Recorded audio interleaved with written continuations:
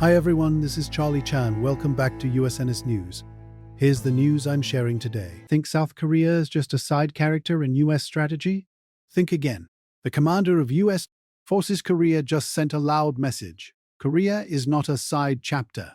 It is chapter 1 of the entire book.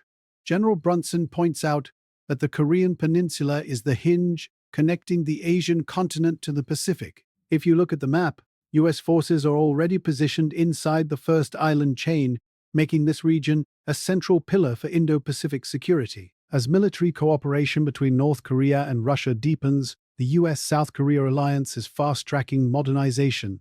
This means South Korea is stepping up to play a much bigger role in its own defense and in tackling regional threats. Simply put, in today's global power game, the Korean peninsula isn't the backyard, it's the front line. It's not just a defensive outpost, it is the central pillar of strategy for the US and its allies. Breaking.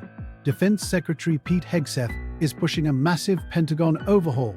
Central, European, and Africa commands will be downgraded and rolled into a new US international command. Southern and Northern commands merge into US-1. America's command, 11 combatant commands, slashed to just 8. Fewer 4-star generals reporting directly to the Secretary. Goal: break the old system, cut bloat, and refocus US Devil. Military power on the Western Hemisphere. Plan goes to Hegseth this week. Final approval needed from President Trump. Congress is already demanding details and freezing funds until they get answers. Biggest US military restructure in decades. Is America pulling back from the world? Did you know Kuaishou Live just suffered a massive hacker attack? On the evening of December 22nd, a huge number of zombie accounts suddenly started broadcasting all at once, flooding the platform with pornographic content.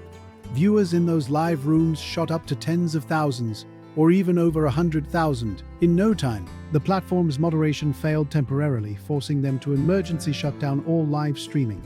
The next day, their stock price plunged over 5%. Wiping out over 10 billion Hong Kong dollars in market value. But have you thought about this?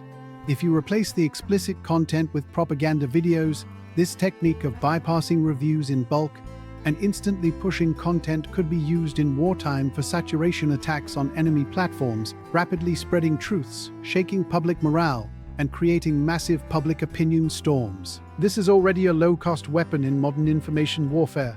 Just think of similar operations in the Russia-Ukraine conflict, and you'll see how scary it is. Platforms need to patch these vulnerabilities fast, or who knows what the next target could be. What do you think? Tell me in the comments. Did you know the US just blocked individuals in Europe from entering America over social media pressure? For example, Secretary Rubio targeted Imran Ahmed in London for pushing content moderation on US platforms. This shows a key lesson.